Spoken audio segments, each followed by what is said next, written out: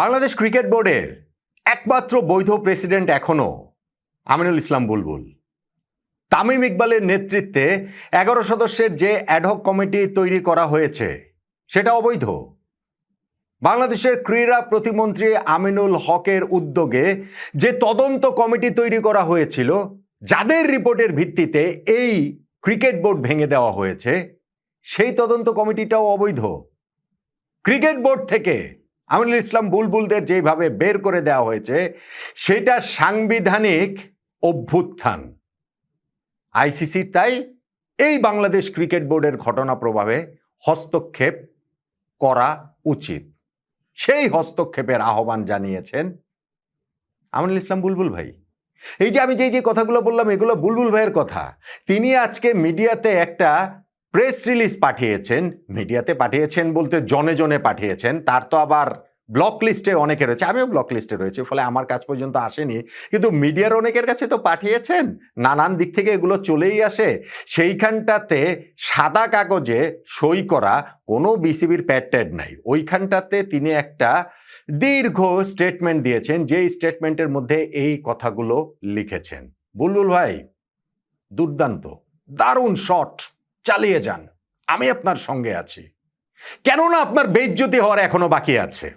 Bangladesh cricket board প্রেসিডেন্টের পদ থেকে আপনার বেইজ্জতিতে বিদায় হবে, এই প্রেডিকশন তো আমি অনেক আগেই করেছি, অনেকবারই করেছি। এই যে 2 দিন আগে আপনি বললেন যে বিসিবির একটা চেয়ার আঁকড়ে ধরে আপনি বসে থাকবেন, থাকতে তো পারলেন না। ওই বিসিবি প্রেসিডেন্টের চেয়ার থেকে উঠে গিয়ে মোটামুটি বিসিবির পেছনের দরজা দিয়ে পালিয়ে যেতে হয়েছে আপনার। কিন্তু সেইটাও যথেষ্ট বেইজ্জতি হয়েছে বলে আপনার নিজের কাছেই বোধহয় মনে হয়নি, যেই কারণে এইরকম একটা প্রেস রিলিজ আপনি পাঠাতে পারেন। এবং সেইখানটাতে আমার মনে হয় যেই ইঙ্গিত আপনি দিয়েছেন, যাদের কথায় আপনি নাচছেন, শেষ পর্যন্ত গিয়ে এই বিসিবি প্রেসিডেন্টের পদটা কি আপনি পুনরুদ্ধার করতে পারবেন? আমি তো অনেক কিছু নিয়ে প্রেডিকশন করি, এই ক্রিকেট বোর্ড নিয়েও প্রেডিকশন করেছিলাম, এইটা নিয়েও আমার একটা প্রেডিকশন আছে। দেখেন আমার সেই প্রেডিকশন মিলে যায় কিনা। আমিনুল ইসলাম বুলবুল ভাইরা যেই ক্রিকেট বোর্ড নির্বাচন করেছিলেন, তৎকালীন সরকারের ক্রীড়া মন্ত্রণালয়ের উপদেষ্টা আসিফ মাহমুদ সজীব ভুঁইয়ার ছত্রছায়ায় সেই নির্বাচনটা ছিল ভীষণ রকমের প্রশ্নবিদ্ধ। এবং সেই প্রশ্নবিদ্ধ নির্বাচনে তারা টিকে যেতে পারতেন কেবলমাত্র যদি 12ই ফেব্রুয়ারি এই বছর যেই জাতীয় সংসদ নির্বাচন হয়েছে বাংলাদেশে, সেইখানটাতে তাদের পছন্দের দল রাষ্ট্র ক্ষমতায় আসতো। যখন সেটা হয়নি, তখন বিসিবির ওই নির্বাচনটাকে ঘিরে এই ক্রিকেট বোর্ড যে টিকতে পারবে না, তা তো আমি বলেছিলামই, আমি অনেকবার বলেছি। আমি এটাও বলেছি যে এই ক্রিকেট বোর্ড 4 মাস মাত্র গিয়েছে, 4 বছরের মধ্যে আর 4 মাস টিকবে না, 2 মাসের মধ্যে ক্রিকেট বোর্ড ভেঙে দেওয়া হয়েছে। এবং সেই যে তদন্ত কমিটি তৈরি করে দিয়েছিলেন ক্রীড়া প্রতিমন্ত্রী আমিনুল হক, সেই তদন্ত কমিটির যেই রিপোর্ট, তার ভিত্তিতেই তো এটা ভেঙে দেওয়া হলো। এখন বুলবুল ভাই আইসিসির দ্বারস্থ হচ্ছেন। আইসিসিতে তিনি বহু বছর চাকরি করেছেন, আইসিসি এসে তাকে আবার বিসিবি প্রেসিডেন্টের চেয়ারটাতে বসিয়ে দেবে, এরকম একটা প্রত্যাশার জায়গা তার রয়েছে। আমারও প্রত্যাশা বুলবুল ভাই লড়াইটা করুন, বুলবুল ভাই নিজেকে নিরপরাধ প্রমাণ করুন। যেই প্রেস রিলিজটা তিনি দিয়েছেন, সেই প্রেস রিলিজের 3 জায়গায় অন্তত পক্ষে তিনি নিজেকে এখনো বিসিবি প্রেসিডেন্ট হিসেবে দাবি করেছেন। আমি আপনাদেরকে পড়ে শোনাই ওই জায়গাটা, না হলে এটা আসলে খুব ক্লিয়ারলি বোঝা যাবে না। যেমন ধরেন, তিনি ওইখানটাতে শুরুতে বলছেন statement from Aminul Islam Bulbul, president of the Bangladesh cricket board. শুরুতেই তিনি বলছেন যে বাংলাদেশ ক্রিকেট বোর্ডের প্রেসিডেন্ট আমিনুল ইসলাম বুলবুলের এটা হচ্ছে গিয়ে একটা স্টেটমেন্ট। এবং সেইখানটাতে তো রয়েছে, আপনি দেখেন একদম শেষে গিয়ে আবার তিনি বলেছেন একটা দীর্ঘ স্টেটমেন্ট, সেখানটাতে শেষে বলছেন Aminul Islam Bulbul remains the only legitimate president of the BCB until the high court rules otherwise. High court যদি অন্য কোনো রুল না দেয়, তার আগ পর্যন্ত তিনি এখনো বাংলাদেশ ক্রিকেট বোর্ডের বৈধ প্রেসিডেন্ট হিসেবে নিজেকে দাবি করেছেন। সেইখানটাতে তিনি সাইন করেছেন এবং সাইনের নিচে আমিনুল ইসলাম বুলবুল প্রেসিডেন্ট বাংলাদেশ ক্রিকেট বোর্ড, সেইটাও আসলে লেখা রয়েছে। 3 জায়গায় তিনি বাংলাদেশের ক্রিকেট বোর্ডের বৈধ প্রেসিডেন্ট হিসেবে নিজেকে দাবি করেছেন। বাংলাদেশের সব কিছুকেই তো তিনি চ্যালেঞ্জ জানিয়ে দিচ্ছেন। বাংলাদেশের সরকার, বাংলাদেশের আইন, বাংলাদেশের সকল কিছুকে এই বুলবুল ভাই চ্যালেঞ্জ করছেন, করেন, আমার কাছে মনে হয় এটা ভালো। বললাম না, বেইজ্জতির আরও বাকি রয়েছে। বুলবুল ভাই, আপনি তো বাংলাদেশ ক্রিকেট বোর্ডের বৈধ প্রেসিডেন্ট, তাহলে কালকে বাংলাদেশ ক্রিকেট বোর্ডে আপনি যান। আপনার যে ওই যে চেয়ারের এত খায়েশ, যেই চেয়ার ছেড়ে আপনি উঠবেনই না, সেই চেয়ারটাই গিয়ে আপনি আবার বসুন। কালকে আপনি বসুন, আমরা ক্রিকেট বোর্ডে কালকে থাকবো, আমরা দেখবো। মানে আমরা তো গণমাধ্যম কর্মী হিসেবে আজকেও ছিলাম, গতকালকেও ছিলাম, আগামীকালও থাকবো। আমরা দেখতে চাই যে আপনি আবার ক্রিকেট বোর্ডে, যেহেতু আপনি বৈধ প্রেসিডেন্ট বিসিবির, তাহলে ক্রিকেট বোর্ডে যান, গিয়ে ওই চেয়ারটাতে বসেন, বসে তাহলে আমরা দেখি যে বৈধ প্রেসিডেন্ট হলে ওই দাবির জায়গাটা তো আপনার অবশ্যই অবশ্যই রয়েছে। বেইজ্জতির অনেক কিছু বললো এখনো বাকি রয়েছে। এই যে আপনি এখানটাতে বলছেন যে যেই নির্বাচনটা হয়েছে, এই তদন্ত কমিটি নাকি নির্বাচনকে ঘিরে যেই তদন্ত কমিটি এনএসসি করেছে, যেইটা ক্রীড়া প্রতিমন্ত্রী আমিনুল হক ইনিশিয়েট করেছেন, সেইটা নাকি তিনি করতে পারেন না, এটা নাকি অবৈধ, এটা নাকি সাংবিধানিক অভ্যুত্থান হয়ে গিয়েছে, তাতে করেই তাদেরকে আসলে বের করে দেওয়া হয়েছে। বাংলাদেশ সরকারের ঊর্ধ্বে নাকি এই বাংলাদেশ ক্রিকেট বোর্ড? এনএসসি, আমাদের যে জাতীয় ক্রীড়া পরিষদ, তারই তো একটা স্পোর্টস ফেডারেশন এই বিসিবি, নাকি তারাই সব কিছুর ঊর্ধ্বে? তারা এনএসসির অধীনে কোনো কিছু না। ফলে এনএসসি যদি এইখানটাতে একটা তদন্ত কমিটি করে, সেইটা আসলে অবৈধটা হয় কিভাবে? আমার সাধারণ বোধে সেটা আসে না। বুলবুল ভাইয়ের অসাধারণ বোধ সেটাতে তাদের আসতে পারে, তার আসতে পারে। আমি জানি না আজকে আমি যখন এই ভিডিওটা করছি এই মাঝরাতে দাঁড়িয়ে, সেই সময়টাতে বুলবুল ভাই কোথায় রয়েছেন? বুলবুল ভাই কি তার ওই 12,500 টাকার ভাড়ার বাসাটাতে আছেন? যেই 12,500 টাকার ভাড়া বাসাতে বুলবুল ভাই আছেন, এইটা নিয়ে তিনি যে তার সততার গল্প তিনি সেল করেছেন, এই যে তিনি তার কোট আনকোট দারিদ্র্যের গল্প তিনি সেল করেছেন, কতটা সৎ তিনি, সেইটা যে তিনি করেছেন, আজকে তিনি কোথায় আছেন? সেই 12,500 টাকার বাসাটাতে। আমি তো সেই বাসার অস্তিত্ব কোথাও টের পাই নাই, কোনো সময় দেখি নাই। এবং ওইখানটাতে অনেক মিডিয়া তখন এইটাকে বুলবুল ভাইকে হচ্ছে গিয়ে আকাশে তুলে দিয়েছে যে এইরকম মহান একজন লোক, বাংলাদেশ ক্রিকেটের ভালোর জন্য তিনি সকল কিছু ত্যাগ করে চলে এসেছেন, 12,500 টাকার বাসায় থাকছেন। আজকে রাতে কি বুলবুল ভাই সেই 12,500 টাকার বাসায় রয়েছেন? কোথায় তিনি আছেন? কাদের ছত্রছায়া থেকে তিনি এরকম প্রেস রিলিজটা দিয়ে বেড়াচ্ছেন? আমার আসলে জানতে সেটা খুব ইচ্ছা করে। বুলবুল ভাই, আপনি তো জমি বিক্রি করার জন্য মেলবোর্ন থেকে ঢাকায় এসেছিলেন, এসে যে আপনি বিসিবির চেয়ারটাতে বসে পড়লেন, সেটা সরকারি হস্তক্ষেপ হয় নাই? আসিফ মাহমুদ সজীব ভুঁইয়া যে আপনাকে ওই অন্তর্বর্তীকালীন বিসিবি প্রেসিডেন্ট থেকে স্থায়ী বিসিবি প্রেসিডেন্ট করে দিলেন ওই প্রশ্নবিদ্ধ নির্বাচনের মাধ্যমে, সেটা সরকারি হস্তক্ষেপ হয় নাই? এখন ওই নির্বাচনটা কেমন হয়েছে, সেইখানে সরকার যখন তদন্ত কমিটি তৈরি করে, সেই কমিটি যখন রিপোর্ট দেয় এবং সেই রিপোর্টের ভিত্তির করে যখন আপনাদের বোর্ড ভেঙে দেওয়া হয়, তখন আপনার কাছে মনে হচ্ছে এটা বিসিবির সাংবিধানিক অভ্যুত্থান, গঠনতান্ত্রিক অভ্যুত্থান।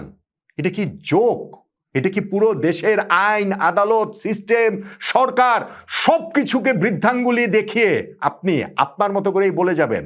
আমরা সোশ্যাল মিডিয়া খুললে আজকেও যদি আমরা দেখি কোথা থেকে কারা কারা বুলবুল ভাইয়ের পক্ষে লেখালেখি করছেন, সেইটা দেখলেই বোধহয় স্পষ্ট হয়ে যায় যে তিনি কাদের পকেটে ঢুকে আছেন। ঢুকেছিলেন না, ঢুকে আছেন। আমি বারবার একটা কথা বলেছি, বাংলাদেশ যখন টি-20 বিশ্বকাপ খেলতে যায়নি, তখনই এইটা পুরোপুরি স্পষ্ট হয়ে গিয়েছিল যে এইটা বাংলাদেশ ক্রিকেটের বিপক্ষে একটা ষড়যন্ত্র, এবং সেই ষড়যন্ত্রে ক্রিকেট বোর্ড কোনো ভিকটিম না। Cricket board president Aminul Islam বুলবুল ভাই এইটার কোনো অসহায় শিকার না, বরং এইটার পার্ট তারা। ফলে আমি চাই বুলবুল ভাই আপনি এই লড়াইটা করেন, আপনি থাকেন, আপনি বাংলাদেশ ছেড়ে চলে যাবেন না, আপনি এখন এই লড়াইটা এই বাংলাদেশের থেকেই করেন।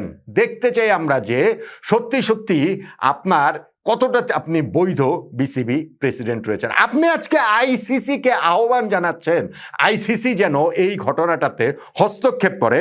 বিরাট ওই প্রেস রিলিজের লাস্টে আপনি লিখছেন যে, কনক্লুশন দিচ্ছেন ওই জায়গাটাতে এসে যে we call upon the International Cricket Council to intervene immediately to protect the sanctity of our elected board. The ad hoc committee is illegal. আইসিসিকে তিনি আহ্বান জানাচ্ছেন, বলছেন ad hoc কমিটিটা illegal, the probe report is illegal. তদন্ত কমিটির report, তদন্ত report সেটাও হচ্ছে গিয়ে অবৈধ তিনি বলছেন। The legitimacy of October 6 to 2025 election conducted by a neutral three-member commission including a Supreme Court advocate and senior CID officer cannot be questioned by any government body after the fact. কেন?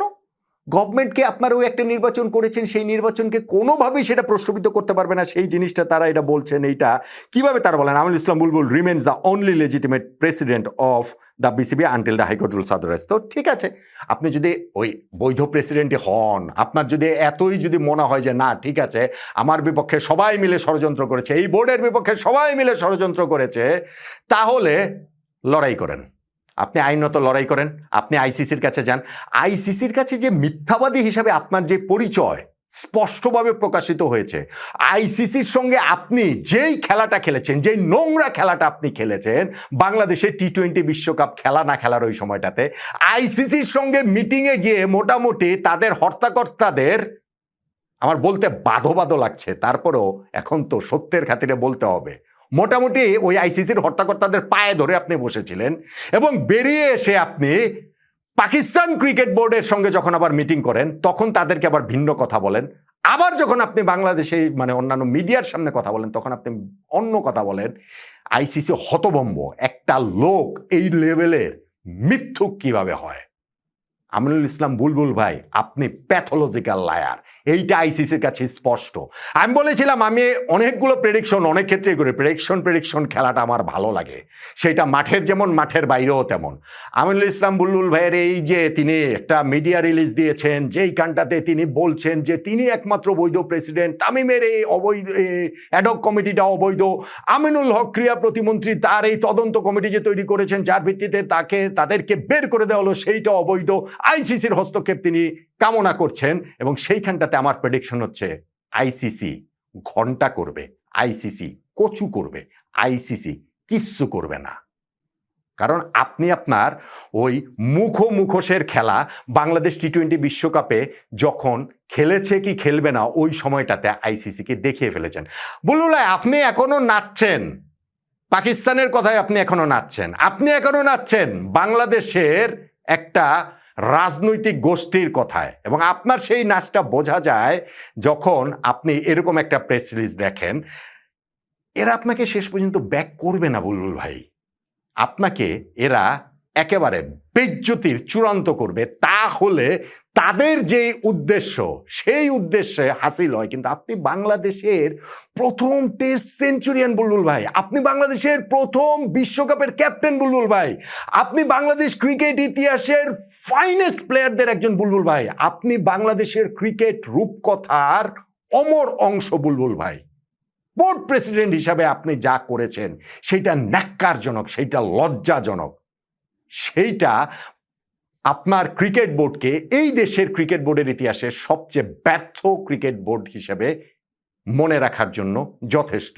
আর এখন যখন আপনি এইরকম media release দিচ্ছেন, এইরকমভাবে আপনি আইসিসির হস্তক্ষেপ কামনা করছেন, অ্যাজ ইফ আপনার কথা শুনে আইসিসি এসে এইখানটাতে আমাদের ক্রিকেট বোর্ডকে অবৈধ বা আমাদের ক্রিকেটের উপরে নিষেধাজ্ঞা দিয়ে দেবে, এইরকম একটা আশার জায়গা যে আপনার রয়েছে, এবং তারপরে গিয়ে আপনি আপনার সেই প্রিয় পছন্দের আপনার সেই লোভনীয় বিসিবি প্রেসিডেন্টের চেয়ারটাতে আবার বসে যাবেন। করেন না বুলবুল ভাই, আপনি করেন, আমরা আছি, আমরা সেটা দেখার জন্য রয়েছি। আপনি কালকে বিসিবিতে আবার যান, পরশু আবার বিসিবিতে যান, আবার বিসিবি প্রেসিডেন্টের রুমে যান, সেই চেয়ারটা আপনি দখল করে বসেন, আইসিসির সঙ্গে মেল চালাচালি করেন, পাকিস্তান ক্রিকেট বোর্ডের সঙ্গে আপনি পারলে আরেকবার গিয়ে কাইট ডিপ্লোমেসি করেন, মহসিন নাকভির সঙ্গে আপনি টেলিফোনে সারাক্ষণ বসে থাকেন, বাংলাদেশের ওই নির্দিষ্ট রাজনৈতিক গোষ্ঠী এবং সোশ্যাল মিডিয়া বাহিনী যে রয়েছে তাদের সঙ্গে আপনি তাদের পকেটের ভিতরে ঢুকে বসে থাকেন, কিন্তু আপনি যে একমাত্র আমাদের বিসিবির বৈধ প্রেসিডেন্ট সেইটা প্রমাণ করেন, সেইটা আমি দেখতে চাই। কিন্তু আমি বললাম না, আমার যে প্রেডিকশন, সেই প্রেডিকশন হচ্ছে আপনার বেইজ্জতি যথেষ্ট পরিমাণে হয়েছে। যেইভাবে আজকে আপনাকে ওই প্রিয় চেয়ার ছেড়ে বিসিবির পেছনের দরজা দিয়ে বেরিয়ে যেতে হয়েছে, ওইটাই যথেষ্ট বেইজ্জতি না। আপনার আরও চূড়ান্ত বেইজ্জতি যদি হয় তাহলে আপনাকে নিয়ে যারা এই খেলাটা খেলছে তাদের লাভ হবে, কিন্তু আপনার ইজ্জতের যদিও এখনো কিছু বাকি থাকে সেইটাও আর কিছু থাকবে না। ফলে বুলবুল ভাই এই খেলাটা খেলেন, এই খেলাটা আসলে আমি দেখতে চাই, এবং দেখতে চাই যে আসলে আমার এই প্রেডিকশনটা কতটা ঠিক হয় কিংবা না হয়। বলেছিলাম আপনার বেইজ্জতিতে বিদায় হবে, হয়েছে। বলেছিলাম ওই 12ই ফেব্রুয়ারি জাতীয় সংসদ নির্বাচনে 4 মাসের মধ্যে বিদায় হবে, 2 মাসের মধ্যে বিদায় হয়েছে। এখনও আমি বলছি, আপনি আইসিসির আহ্বান যে করেছেন, আইসিসি আপনার এখানে কিচ্ছু করবে না এবং আপনার জন্য আরও বেইজ্জতি অপেক্ষা করছে। আপনি বাংলাদেশ ছেড়ে যেয়েন না। আমি এটা জানি না বলাটা ঠিক হবে কিনা যে আপনার দেশ থেকে যেন নিষেধাজ্ঞার ব্যবস্থাটা করা হয়।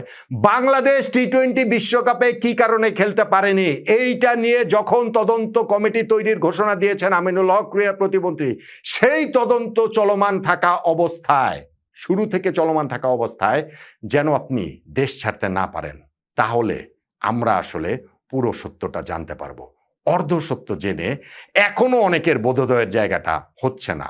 পূর্ণ সত্যটা জানলে এবং আপনার জন্য আরও যে বেইজ্জতি আছে, অপেক্ষা করে আছে, আপনি যে নিজের বেইজ্জতি নিজে ডেকে নিয়ে আসছেন এই ভিডিও রিলিজের মাধ্যমে, সেইগুলো হওয়ার পর যদি আমাদের বাকি আরও অনেকের বোধোদয় হয়, সেই সময়টার অপেক্ষায় আছি। বুলবুল ভাই, আপনি আপনার এই লড়াই চালিয়ে যান। এই লড়াইটা আমি এবং আমার মতো আরও অনেকে, আমি এবং আমরা দেখতে চাই।